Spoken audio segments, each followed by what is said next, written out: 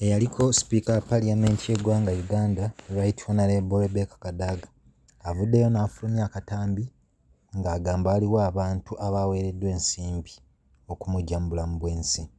Ndi mwengamifu nti abikonde bize mu kalulu bakalina kulanga ati batandise okola violence yeni olwisinsikira ebintu aye eri omukulembeze mu Uganda muno yapangisa abantu beena abo bemuli kwogerako abafere ati mulinde mama waliwo abita mumutege mumbande yawo ndi posi ya milioni 15 yasoka kweta ab'ebikado yakati omukyalo yatera okubita ku luguudo olw'eyidinza olwo lwaki timutega kuli mubanda ebikado akati oyo muntu waife obanga ekitulese eno yabaita yireteso bakati ife obanga nekitulese sigaso sente Kampala TV 256 gwena muganda akyekumidde Kampala TV 256 nkwebaza nga gwe wasalawo amawulire gonna okubanga ogafunira ddala no ku channel yaffe ya Kampala TV 256 yasubscribinga wakola okusalawo okutuufu ate gwe atanaba kubanga osubscribinga anja kujjukiza okoneka ddaawo kanono kajjanga kujjukiza singa tunabeera tutadde eggulire lyonna era notification ejja kubanga ogifuna okukomentinga kukulu naddala ku mulamwa gwe tuba tutaddeyo ate era n'okulayikinga.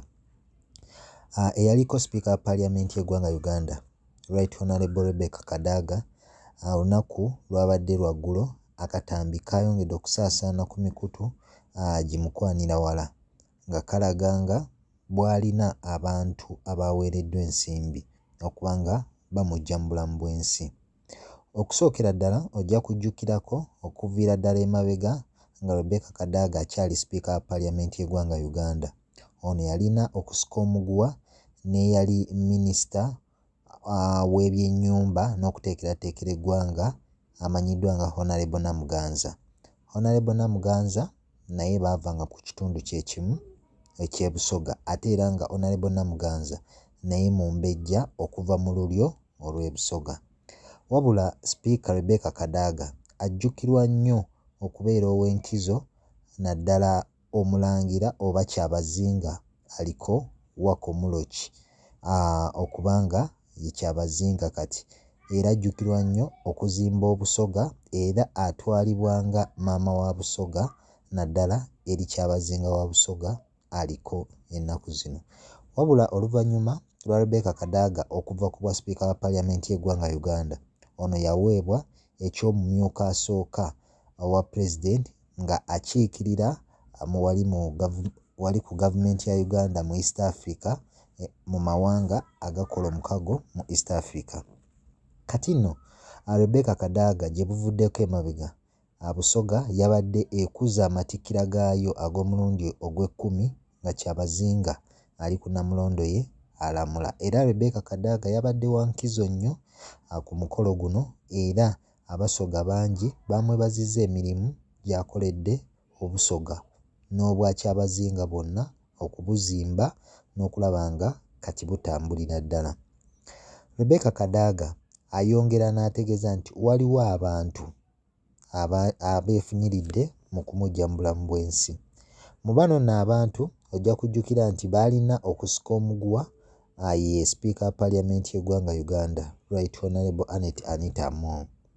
Gye buvuddeko emabega amyuka omwogezi wa National Unity Platform Alex Waiswa Mufumbira yavaayo n'ategeeza Speaker mu kuziika eyali muganda wa Abdu Kantuntu onono nga naye mubaka mu Parliament y'eggwanga Uganda. Yavaayo n'amutegeeza nti Speaker tuviire Kadaga kuba ffe maama waffe ow'ebusoga. NRM mwajja Rebecca Kadaga mu kifo eky'obwa Speaker ne mumusindiikiriza nga kati bwe bulwadde obumu obumuluma. N'avaayo n'ategeeza Speaker weesonyiwe omukyala Rebecca Kadaga kuba ffe Abasoga tumwenyumirizaamu olw'ebyo by'atukoledde. Kati kino nno kyayongera okusindika message naddala eri Abasoga nti ebimu ku bitawaanya eyaliko Speaker wa Parliament y'eggwanga Uganda, Rebecca Kadaga, omukyala Speaker wa Parliament y'eggwanga Uganda aliko ayinza okuba nga y'omu ku kizibu. Kati nno oluvannyuma lw'akatambi kano okufuluma, abantu bangi bayongedde okusonga olunwe mu Speaker wa Parliament y'eggwanga Uganda nti Rebecca Kadaga gw'ayogerako eyawaddeyo miliyoni 15 eri abantu abatamanya ngamba okuggyawo obulamu bwe era yasabye gavumenti nga mwe muli ne Pulezidenti Yoweri Kaguta Museveni okuvaayo okumutaasa oba okumwongera obukuumi olw'ensonga nti atambulira mu kutya olw'abo be yayise batamanya ngamba abaagala okuggyawo obulamu bwe. Kati nno Sipiika wa Paalamenti y'eggwanga Uganda tannaba kubanga avaayo newankubadde nga bw'otunula ku mikutu gyonna egya social media giraga nti amawulire gamusonzeemu nnyo okubanga Sipiika eyaliko Sipiika Right Honorable Rebecca Kadaga yabadde ategeeza ye.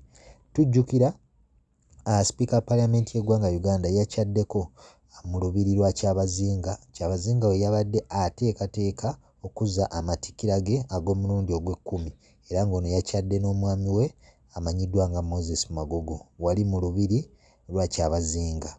Kati nno amawulire gakyavaayo, Rebecca Kadaga ayongedde okulaajana gavumenti okuvaayo emuyambe eri abo abantu abaagala okusaanyawo obulamu bwe.